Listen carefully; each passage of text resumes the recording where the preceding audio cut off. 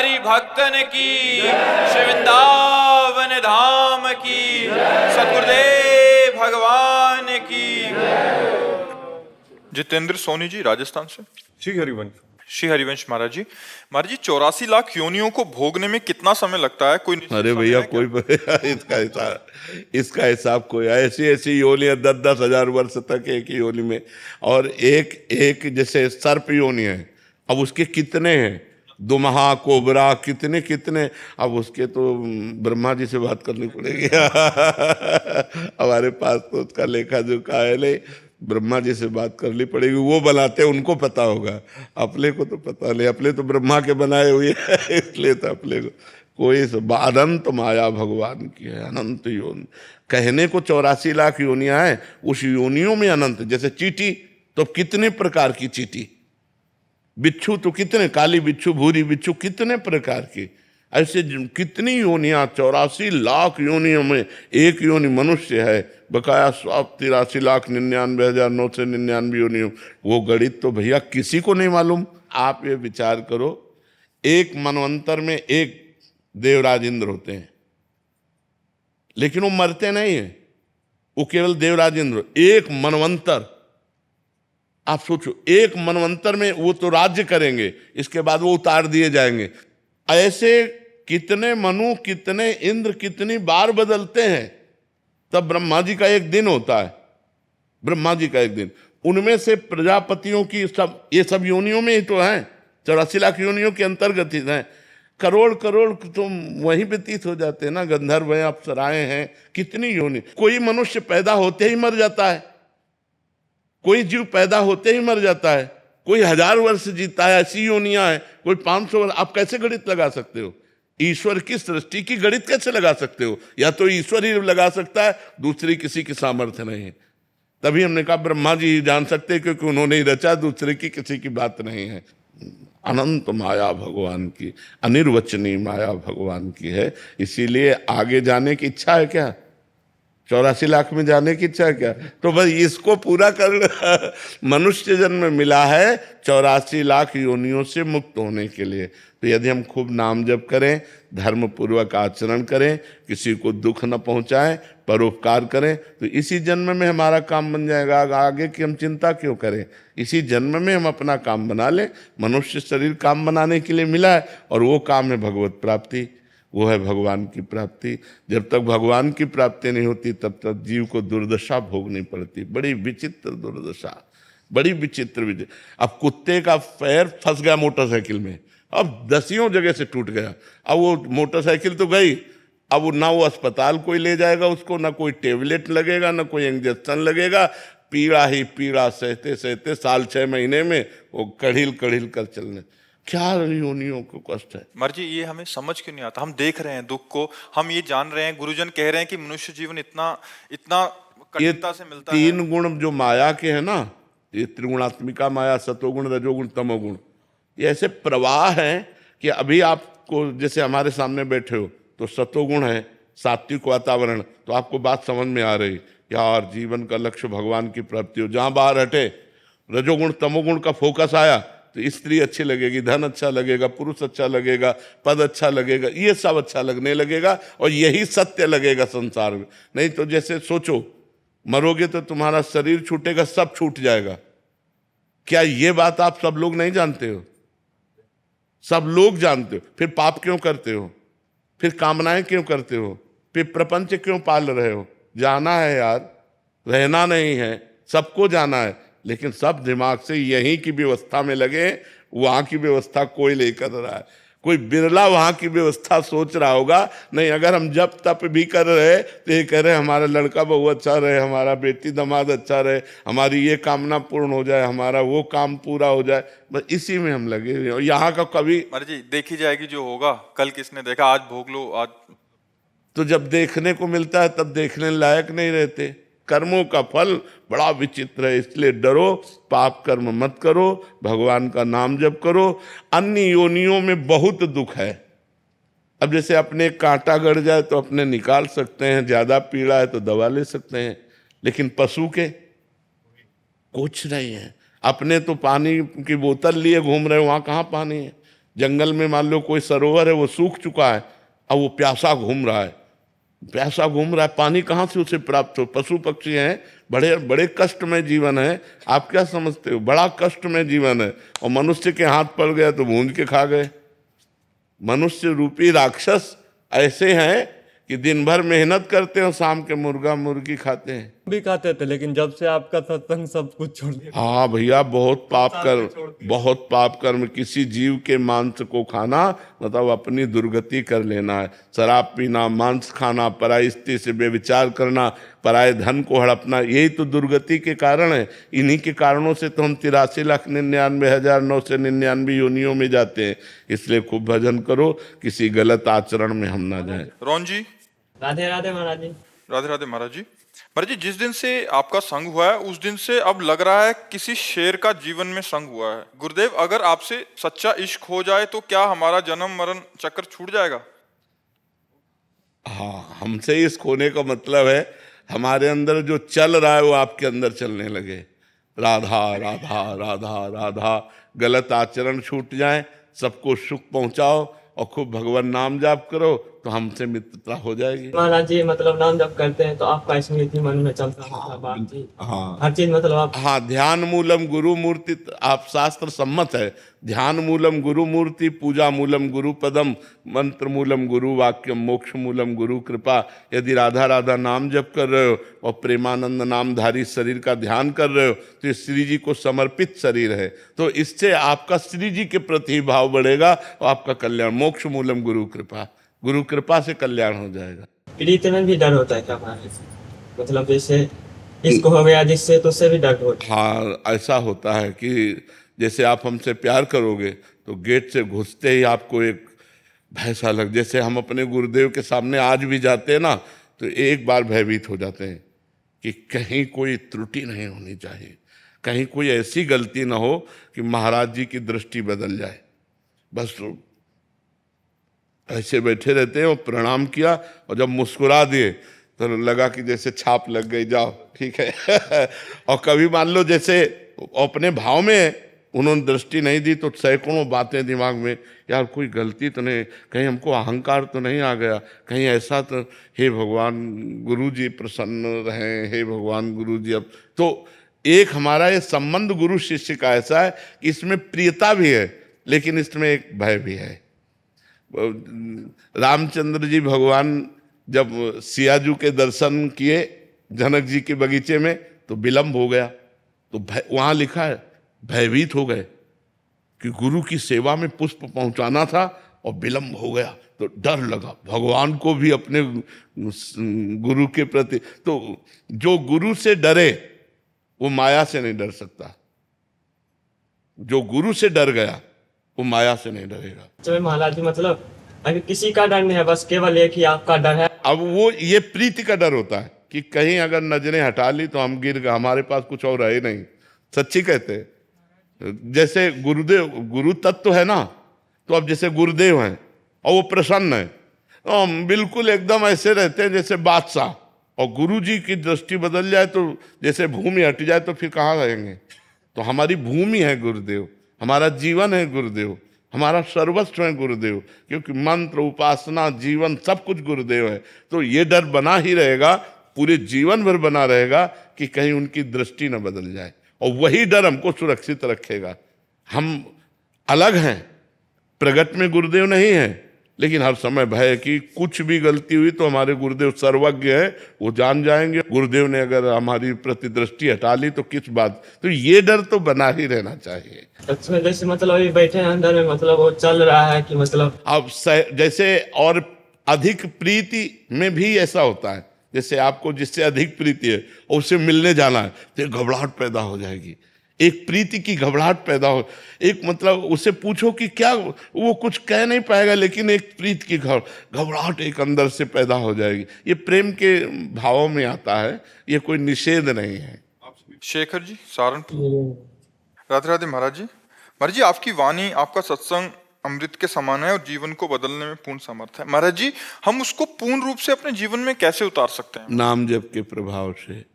जितना हम नाम जप करेंगे तो जानी हुई बात को आचरण में ला पाएंगे, जानकारी तो सबको है, लेकिन आचरण में नहीं ला पाते।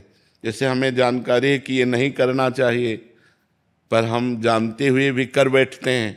हमें जानकारी ये करना चाहिए, ये जानते हुए भी हम नहीं कर पाते हैं। इसमें कमी होती है नाम जप की।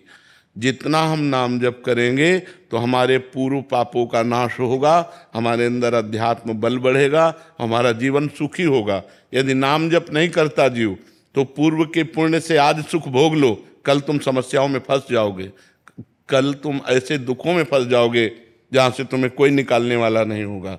इसलिए हमें चाहिए नाम जप के द्वारा हम अपने परिवार को सुखी रखें और स्वयं सुखी रहें। जैसे एक पिता बड़ी मेहनत करता है, करोड़ों रुपया कमाता है, अपनी बेटी के लिए सुंदर दूल्हा ढूंढता है, ब्याह होता है, खूब आनंद पूर्वक सब हो गया। इसके बाद कुछ दिनों में दूल्हा मर जाता है, बेटी फिर घर आ जाती है। अब इस समस्या का क्या समाधान?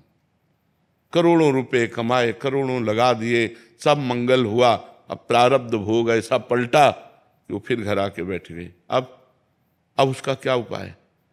अब उसके ऊपर पूरा बोझा दिमाग में, अशांति, अब जीवन भर अशांति, या फिर कोई नया रास्ता ढूंढे, फिर अशांति। ये इसीलिए कहते हैं भगवान का नाम जप करो, आप सुखी रहो और अपने परिवार का मंगल करो। यदि भगवान की आराधना नहीं करोगे तो सबसे पाप बन जाते हैं और वो पाप परिणाम में दुख देते हैं। हम अपनी जानकारी का सदुपयोग कर सकें, इसके लिए हमारे अंदर नाम बल चाहिए। राधा राधा, कृष्ण कृष्ण, राम राम, जो नाम प्रिय लगे वो खूब नाम जपना चाहिए। जी ऐसे आपने बताया कि आपकी वाणी सुने कि भगवत प्राप्ति भी आराम से हो सकती है आपके बल से, नाम जप से। सत्संग में मतलब जो भी सुनते हैं लगता है कि अपने जीवन में उतर जाए, जो गुरुदेव कह रहे हैं ना कि वो पूरा का पूरा समर्पित हो जाए जो गुरुदेव कह रहे हैं। लेकिन महाराज जी हो नहीं पाते, माया बहुत। हाँ, माया प्रबल है, लेकिन उससे भी प्रबल भगवान की कृपा है। हम भगवान की कृपा पर भरोसा रखें और नाम जप करें, एक दिन हम जरूर जीत जाएंगे। जी अफसोस होता है कि दीक्षा लेने के बाद भी पूर्ण समर्पण नहीं हो पा रहे। हाँ, बिल्कुल अच्छी बात है, ये अनुभव होना अच्छी बात है कि कमी हमारे अंदर है कि हम भगवत समर्पण नहीं कर पा रहे। हमारे ऊपर गुरु कृपा है, हमारे ऊपर इष्ट कृपा है, एक दिन निश्चय विजय प्राप्त करवा देगी। ये शब्द याद रखो, एक दिन ये निश्चय विजय प्राप्त करवा देगी यदि हम दैन्य और नाम जप करते हैं। हमारे अंदर अहंकार ना आवे, क्योंकि अहंकार आने का मतलब पतन हो जाना। अहंकार ना आवे और नाम जब चलता रहे, विजय हो जाएगी, आनंद आ जाएगा। आप देख लेना जी। संजीव कुमार जी लुधियाना से। राधे राधे। राधे राधे महाराज जी, आप कहते हैं कि हमारा शरीर जन्म से पहले ही किए गए प्रारब्ध कर्मों से बना है, जिसको हर इंसान को भुगतना पड़ता है, जो कि भक्ति से कम तो होते हैं पर नष्ट नहीं हो सकते। परंतु महाराज जी, भक्ति से हमारे जन्मों जन्मों के क्रियामान कर्म खत्म किए जा सकते हैं। हालांकि क्रियमाण समझो, क्रियमाण कहते हैं जो अब हम कर रहे हैं, संचित कहते हैं जो जमा है, प्रारब्ध कहते हैं जो हम भोग रहे हैं। तो क्या कहना चाहिए? संचित कर्मों को तो खत्म किए जा सकते हैं, लेकिन उसमें से थोड़े से हमारा जो हाँ, वो भोगना पड़ेगा। इतना सा भक्ति से खत्म नहीं होता, इतना बड़ा खत्म हो जाता है वो। चूंकि भक्ति आज कर रहे ना, और रचना पहले हो चुकी थी, शरीर की रचना पहले हो चुकी थी कि 90 वर्ष तक जिएगा और ये भोग भोगेगा। तो भक्ति तो आज हम कर रहे हैं ना, लेकिन इसकी रचना तो पहले हो गई। जैसे हमारा भक्ति का स्वरूप बाल्यावस्था से शुरू हुआ, लेकिन हमारे रोग जन्म से ही आ गया। माँ के शरीर में था पॉलिसिस्ट किडनी, वही पॉलिसिस्ट हमारे शरीर में आ गया। 35 वर्ष की अवस्था में वो प्रकाशित हो गया। तो अब भजन तो आज हम कर रहे हैं, लेकिन पीछे जो पाप कर्म हुआ उसके अनुसार जो रखा गया दंड, वो तो भोगना पड़ेगा। समझ पा रहे हैं आप? तो ये भगवान के भजन के बल से हम धीरे धीरे से भोग सकते हैं। अगर भजन ना हो तब तो अभी डिप्रेशन में पहुंच जाए। भक्ति अपना प्रभाव दिखा रही कि हर सुविधा दिए हुए है और हृदय में आनंद है, लेकिन शरीर को भोगना पड़ेगा। अवश्य में भोक्तव्यम कृतम कर्म शुभाशुभम। पहाड़ जैसा पाप नष्ट हो गया, लेकिन उससे निकाला हुआ 100 ग्राम पाप जो रचना रच गई वो नष्ट नहीं होगा, वो भोगना पड़ेगा। वो बड़े बड़े सिद्धों को भोगना पड़ता है। महाराज जी, इस प्रतिकूलता से भक्ति में भी निखार आता है क्या? हाँ, क्योंकि जैसे अब हमारे चिंतन में है, अब ना कुछ खाने की इच्छा होती, ना कुछ पीने की इच्छा होती, ना कुछ भोगने की इच्छा होती। जैसे कुछ अच्छा भी है तो लगता है यार मरना है, कब मर जाए, इसलिए रात दिन भजन में लगो। यहाँ सब प्रपंच है, ये सब माया है, राधा राधा राधा। कहीं भी कुछ अच्छा नहीं। कोई हमसे प्यार करने लगता है, गुरु जी महाराज, तो मन में लगता है भैया प्यार मत करो, मैं कभी भी मर सकता हूँ। अब से अब मरण धर्मा शरीर है, कभी भी शरीर छूट सकता है, ये बेकार का सब नाटक है माया का। तो ये बहुत बड़ा सहयोग होता है। अब भगवान ने हमें धामनिष्ठ कर दिया, अब हम कहीं जाने लायक नहीं, बस इतना ही। यही जो 1-2 घंटा एकांतिक कर लिया, तो 24 घंटे एकांत रात दिन। तो ये बड़ी कृपा है। रोग होना भी भगवान की कृपा हो गई, जो हमें भजन के लिए एक टाइम दे दिया। नहीं इतना व्यवहार फैला हुआ है कि हम रात दिन इसी में फंसे रहते हैं। इतनी भीड़ है, इतना व्यवहार है कि हम समय देते रहते, मिलते रहते, कुछ नहीं, बस इतना ही, प्रश्न उत्तर, इसके बाद खत्म, हमारा किसी से कोई संबंध नहीं। जो चढ़ गया उससे चल रहा है, जो बिजली और पानी और भोजन संतों का सब चल रहा है, भगवान चला रहे हैं। संदीप कुमार जी प्रयागराज से। जैसे था हाँ। राधे राधे महाराज जी, दंडवत प्रणाम। गुरुदेव भगवान कृपया मुझ अधम पर कृपा करें। महाराज जी, पर कृपा क्या होती है, ये कैसे मिलती है, किसको प्राप्त होती है, क्या कृपा पाने के लिए कुछ करना पड़ता है? कृपा का कोई ऐसा विधान नहीं, वो किसी पर भी हो सकती। कृपा का तात्पर्य होता है कि हम उसके अधिकारी नहीं हैं, हमारे में लायकात नहीं है, पर हमको उठा दिया गया। जैसे चिंतामणि वैश्या से आसक्त बिल्वमंगल, और उनके ऊपर कृपा होती है कि वैश्या उनको ठुकरा देती है, और वो बहुत आसक्त चित्त थे, सारी संपत्ति वैश्या को दे चुके थे, मन तन सब वैश्या को अर्पित कर चुके थे। अब उनके पास कुछ नहीं था। जब कुछ नहीं था तो उसने ठुकरा दिया, निकाल दिया। अब जब निकाल दिया तो एक ही रास्ता, जब किसी को कोई रास्ता नहीं मिलता ना, तब एक रास्ता दिखाई देता है, भगवान।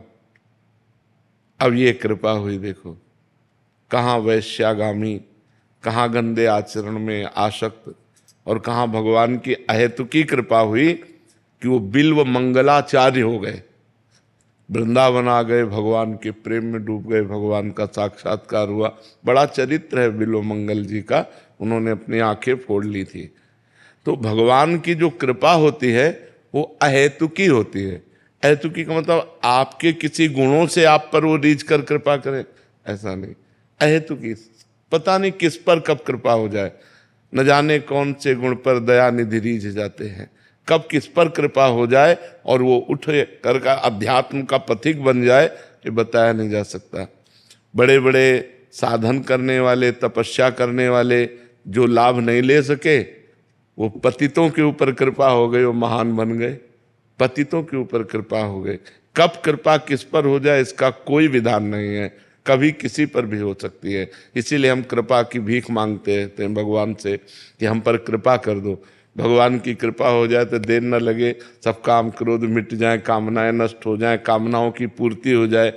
तो कृपा एक आदमी को जमीन से उठाकर आसमान पे बैठा सकती है। कभी कृपा हो गई तो एक फुटपाथ में जीने वाले को विश्व चैंपियन बना दे, विश्व प्रसिद्ध बना दे, विश्व सम्माननीय बना दे, ये उनकी कृपा होती है। जो कभी राम नहीं बोल सकते थे, मरा मरा बोले, वो ब्रह्म ऋषि बन गए। इसे कृपा कहते हैं कि तिनके से आसमान में उड़ा देना, आसमान में बैठाल देना। कृपा का लक्षण ऐसा नहीं कि आप ग्रेजुएट हो, आप बहुत तपस्वी हो, आप तो आपके ऊपर कृपा, वो कभी भी किसी को भी उठा सकती है। फुटपाथ पे पड़े हुए को विश्व लेवल का बना सकती है। भगवान की कृपा है ना, जासु कृपा नहीं कृपा आघाती, ये उन्हीं की कृपा का फल है। तो कृपा कब किस पर कहाँ होती, उसी मालिक का खेल है, जो एक तिनके से बादशाह बना दे, जो मसकई करें बिरंच अज अजय मसकते हीन, जो ब्रह्मा को मच्छर बना दे, मच्छर को ब्रह्मा बना दे, जो चेतन का जड़ करई जड़ई करई चैतन्य, अस समर्थ रघुनाथ है भजय जीव ते धन्य। जो जड़ को चेतन बना दे, चेतन को जड़ बना दे, उसका खेल ऐसा है। और इसीलिए तो कहते हैं उनकी शरण में आ जाओ। आज हम विपत्ति में हैं, आज समस्याओं से घिरे हैं, तो कल जब उनकी कृपा हो जाएगी तो हर समस्या धूल दूसरित हो जाएगी।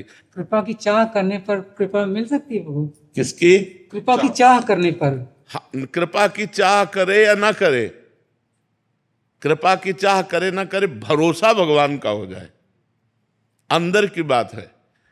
भरोसा भगवान, हम किसी भी स्थिति में रहे हो तो हम अपने को भगवान से जुड़े पाया है, ठीक है यार कोई बात नहीं, जैसे भगवान रखें, भगवान से कभी अलग नहीं, हर स्थिति में भगवान से जुड़े रहना, तो कृपा उतर जाएगी।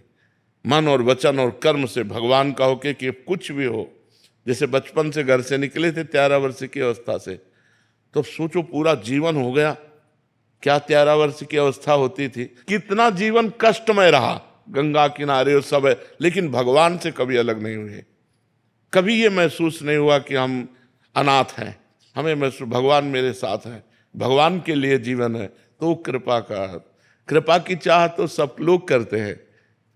कृपा की चाह कौन नहीं करता कि भगवान हम पर कृपा करे, हमारा काम बन जाए, सब लोग चाहते हैं।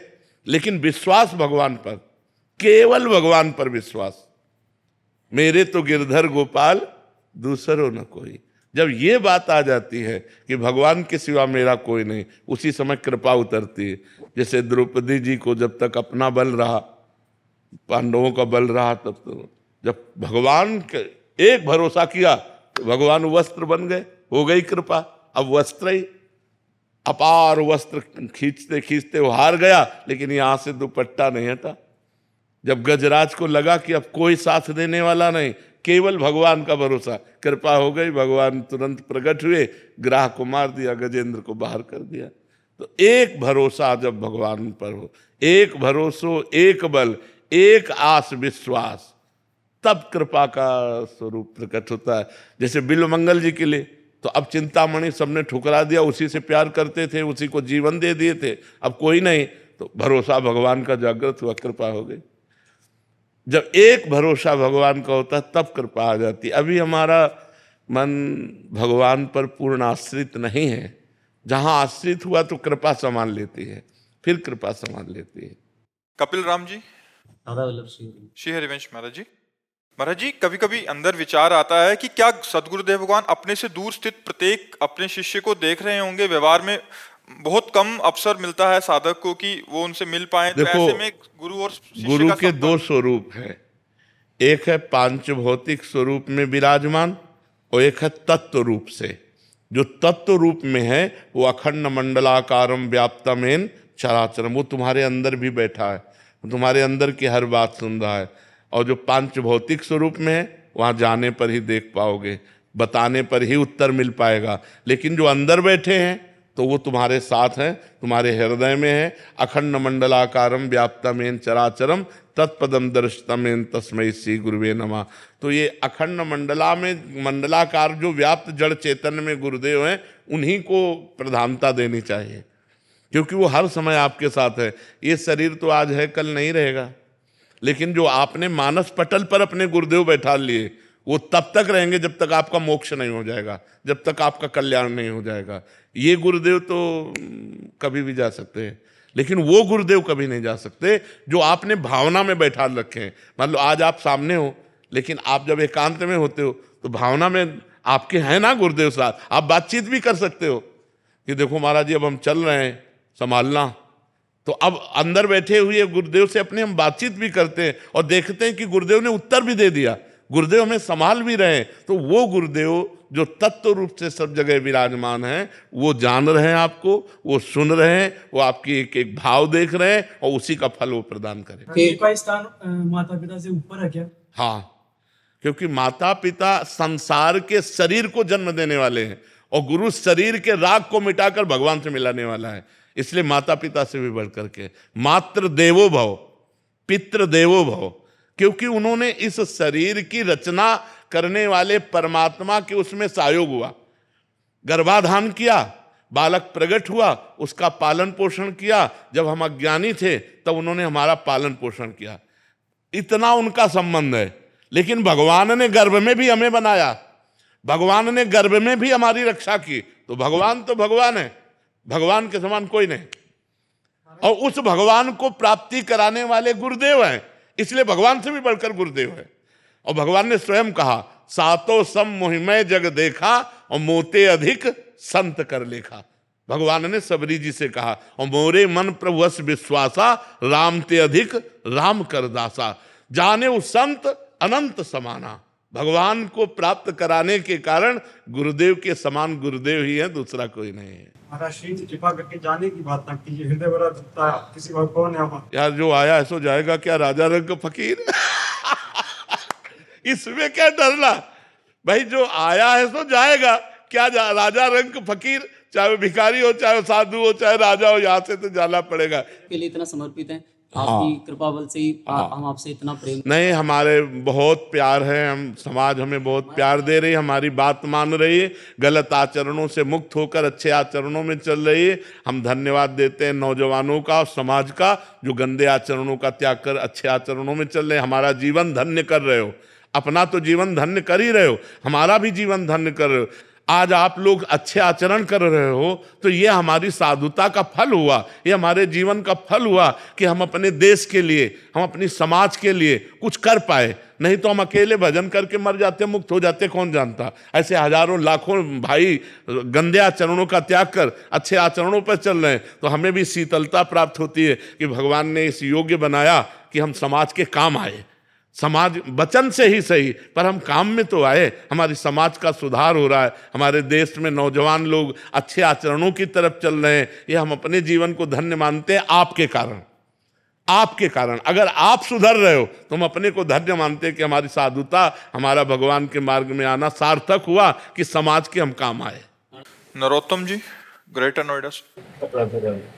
राधे राधे महाराज जी। महाराज जी, पिता और पुत्र के बीच परस्पर सम्मान, आदर और मित्रवत व्यवहार स्थापित करने के लिए किस प्रकार के आचरण और प्रयास किए जाने चाहिए जिससे एक व्यक्ति उत्तम सामाजिक नागरिक बन सके? सबसे पहली बात, पिता में भगवत भावना करनी चाहिए। जब तक हम भगवत भाव से युक्त नहीं होते तो हमारी कोई भी भावना हमारा परम कल्याण करने में समर्थ नहीं है। जब हम अपने पिता को भगवान का आदर पद देते हैं कि मातृदेवो भव पितृदेवो भव, हमारे माता पिता हमारे लिए साक्षात भगवान हैं, तो माता पिता के चरणों का स्पर्श, माता पिता की आज्ञा का पालन हमारे हृदय में शुद्ध ज्ञान प्रकट करता है और भगवान को प्रसन्न करता है। पुंडरीक जी नाम के पुत्र थे जिन्होंने अपने माता पिता की आराधना की, तो विट्ठल भगवान आज भी ऐसे खड़े हैं, उन्हीं के द्वारा प्रकट किए हुए। विट्ठल भगवान स्वयं चल करके आए और कहा, पुंडरीक जी आप हमारे दर्शन करो। बोले कौन हो? बोले भगवान है। तो एक ईंट दे दी कि तब तक खड़े रहो जब तक हम अपने माता पिता की सेवा नहीं कर लेते। फिर लौट करके दर्शन किया तो ईंट पर खड़े होने के कारण इट्ठल, प्यार से उनको आज विट्ठल कहते हैं, महाराष्ट्र में विराजमान है।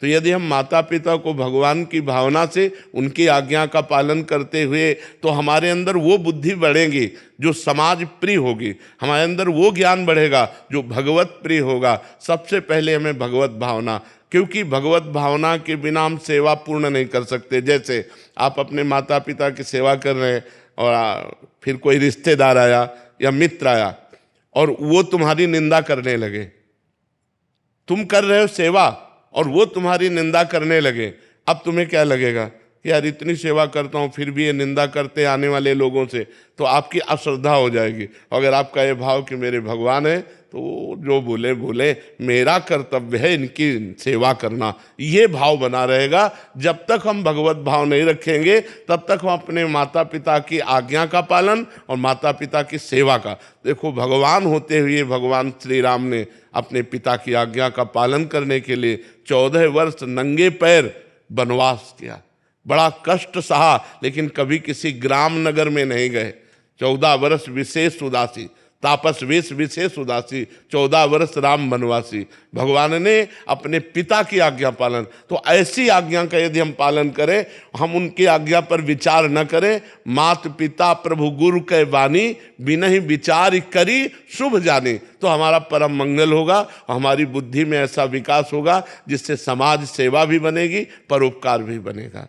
और वैसे हम सबसे प्रार्थना करते, जहाँ तक हमारी बात सबके कानों में पहुँचे, कलयुग चल रहा है, लोग माता पिता का अपमान कर रहे हैं, ये बहुत बड़ी हानि की बात है। कभी वो सुखी नहीं रह सकते जो अपने माता पिता का अपमान करते हैं, बूढ़े माता पिता को घर से निकाल देते हैं या वृद्धाश्रम या अनाथाश्रम भेजाते हैं। उस दिन की याद करो जब तुम गोद में हगते मूतते थे, उस समय यदि वो तुम्हें अनाथालय भेज जाते तो उन्होंने तुम्हें गले लगाकर पाला, और आज जब तुम्हारा अवसर आया सेवा का तो उन्हें अनाथालय या वृद्धाश्रम या अन्य जगह, ऐसा नहीं है, ऐसा नहीं करना चाहिए।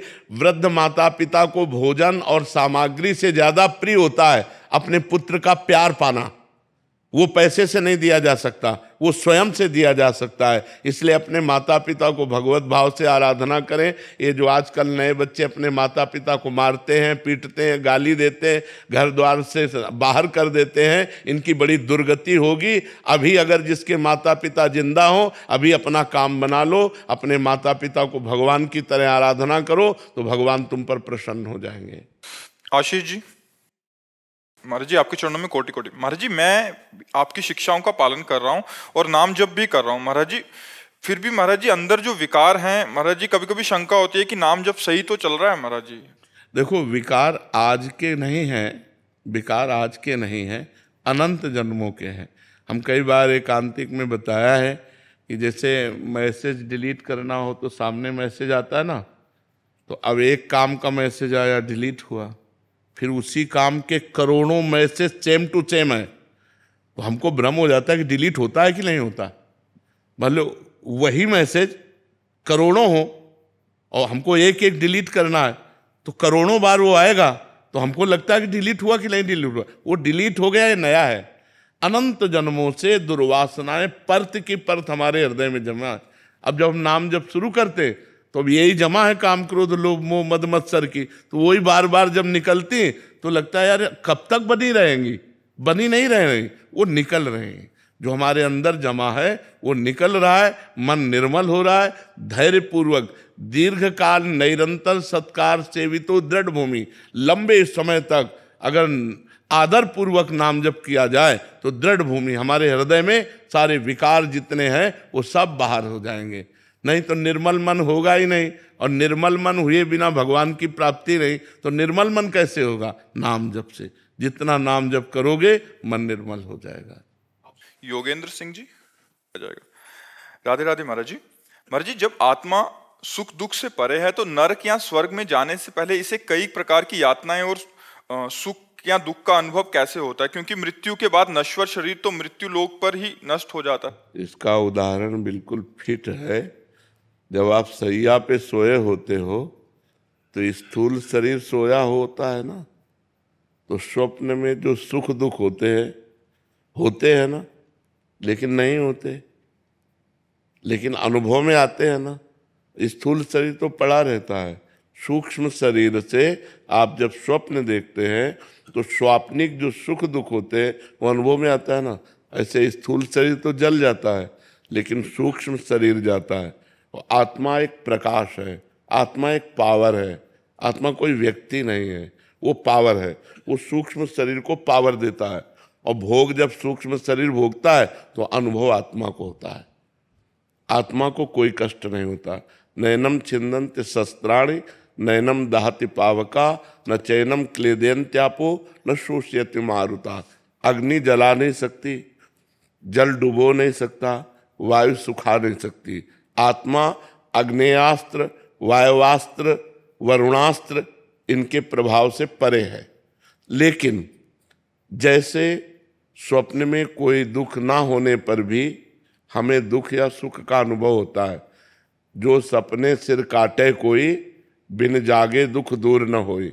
अगर स्वप्न में कोई गला काट रहा तो वैसे ही गला कटता हुआ नजर आता है, अपने को अनुभव आता है, भयानक दुख होता है, लोग चिल्ला पड़ते हैं, लेकिन एक खरोच भी नहीं होती। ये कब पता चला? जब जगे। ऐसे जीव को सूक्ष्म शरीर से नरक या स्वर्ग आदि के सुख या दुख भोगना पड़ता है। समझ पा रहे हैं आप? आत्मा निर्लेप होने पर भी वो सुख दुख का भोगता तब तक बना रहेगा जब तक भजन के प्रभाव से वो निष्पाप नहीं हो जाएगा, कर्म समाप्त नहीं हो जाएंगे, तब तक ये कर्म परंपरा, बार बार जन्म, बार बार मरण, बार बार दुख, बार बार सुख भोगना पड़ेगा। इसीलिए अध्यात्म शास्त्र है कि हम अध्यात्म गुरु बनाएं, उनके अनुसार उपासना करें, तो इस पापों से मुक्त होकर हम भगवान को प्राप्त हो जाएं। जब तक भगवत प्राप्ति नहीं होती तब तक ये सुख दुख स्वप्न की तरह भोगने पड़ेंगे, यद्यपि बिल्कुल मिथ्या है। अब जैसे सपने में कोई डूब रहा है तो बाहर से हम उसकी नाव की व्यवस्था कर दें, तैराक की व्यवस्था कर दें, लेकिन हम उसे बचा नहीं सकते। उसे बचाने का एक उपाय जगा दो। ऐसे ही ये जो हम सुख दुख भोग रहे हैं, इससे बचने का कोई उपाय नहीं। एक उपाय है, जग जाओ, मोह निद्रा से जग जाओ और ज्ञान प्रकाशित हो जाए तो सच्चे मानिए कोई सुख दुख का अनुभव नहीं होता। अब जैसे इस समय हमारी किडनी फेल है, कष्ट है, पीड़ा नहीं है। कष्ट है पर पीड़ा नहीं है, दुख है पर अनुभव नहीं है। कितना बढ़िया भगवान की कृपा है, नहीं तो अभी पड़े पड़े सड़ जाएं। हर कष्ट का बचने का उपाय केवल भगवान है, दूसरा नहीं है। अगर हम भगवान से मन जोड़ें, देखो हमारा हृदय, तुम्हें कैसे बताएं, हृदय एकदम शीतल आनंदित है।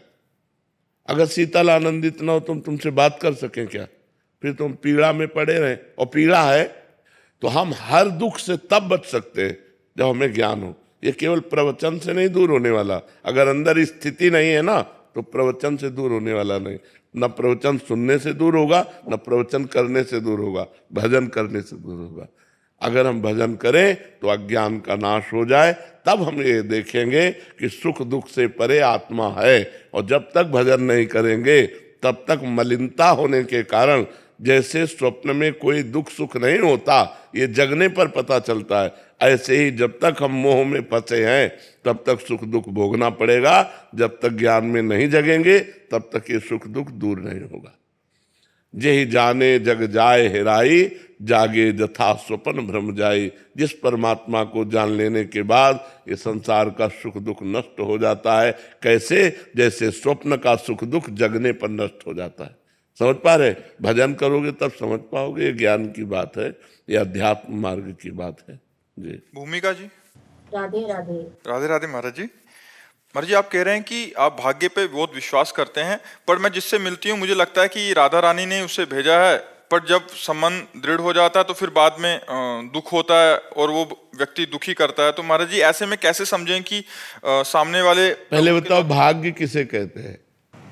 जो लिखा होता है नहीं, वो क्या लिखा होता है? भाग्य किसे कहते हैं बात समझो। जो हमने पूर्व में पाप कर्म किए हैं या पुण्य कर्म किए हैं, उनके परिणाम से दुख या सुख की घटनात्मक जो वृत्तियां लिखी, उसे भाग्य कहते हैं।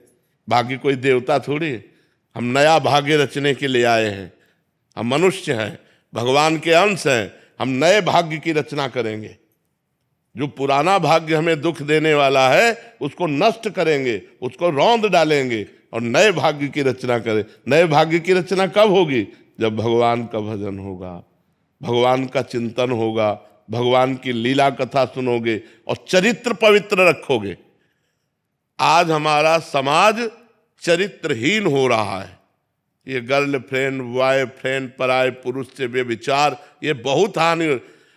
एक वो अंग्रेजी में money is loss, nothing is loss, health is loss, something is loss, character is loss, everything is loss है।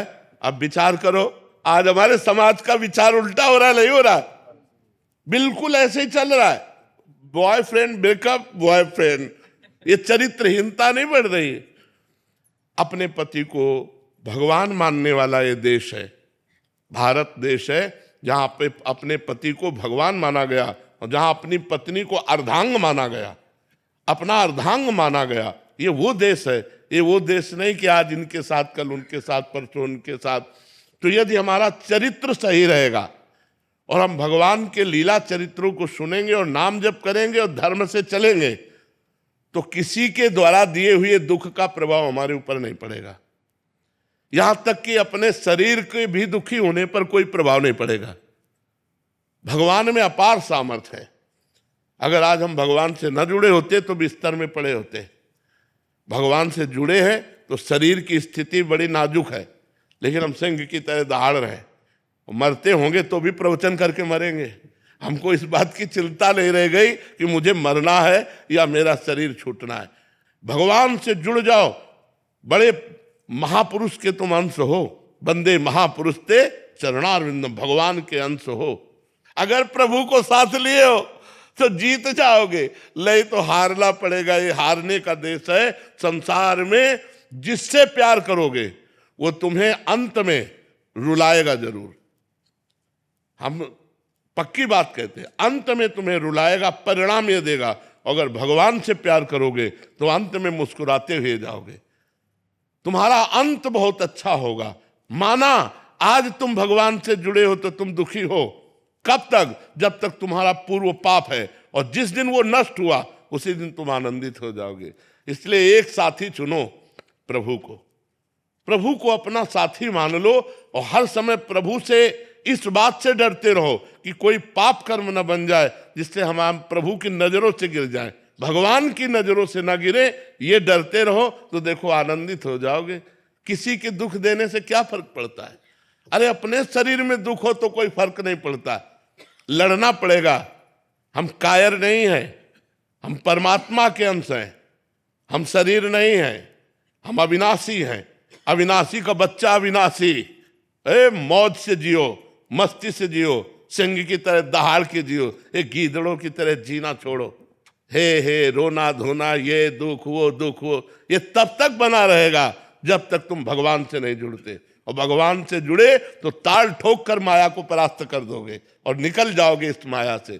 इसलिए खूब नाम जब पाप कर्म करोगे तो फिर फंस जाओगे, पाप कर्म करोगे तो फिर परास्त हो जाओगे। फिर हमारी बात ये तुम्हारी समझ में नहीं आएगी। पाप कर्म छोड़कर नाम जप करो। देखो तुम, एक बच्चा भी कह रहा था मैं धनी बनना चाहता हूं, कोई उपाय है? तुम कहा कितना? तो विवेकवान था, उसने कहा इसका तो अंत नहीं, तुम कहा आज ही संतोष कर लो। कल संतोष करना पड़ेगा, क्योंकि सबसे बड़े धनी नहीं बन सकते। सबसे बड़े धनी लक्ष्मीपति तो भगवान है, वो दूसरे की है नहीं लक्ष्मी जी, वो केवल भगवान की रहेगी। तो सबसे बड़े धनी तो बन नहीं सकते। तुम्हारे ऊपर कोई न कोई बना रहेगा तो तुम्हें असंतुष्टता रहेगी। और आज ही संतोष कर लो कि जो भगवान ने दिया है पर्याप्त है। यथा लाभ संतोष सदा काहू तो कछु न चाहूंगा। भगवान ने जो स्थिति दी है, जो यश दिया है, जो मान दिया है, पर्याप्त है। आगे वो देंगे, उनकी इच्छा की बात हम कामना नहीं करते, तो अभी शांति मिल जाएगी, अभी आनंद मिल जाएगा।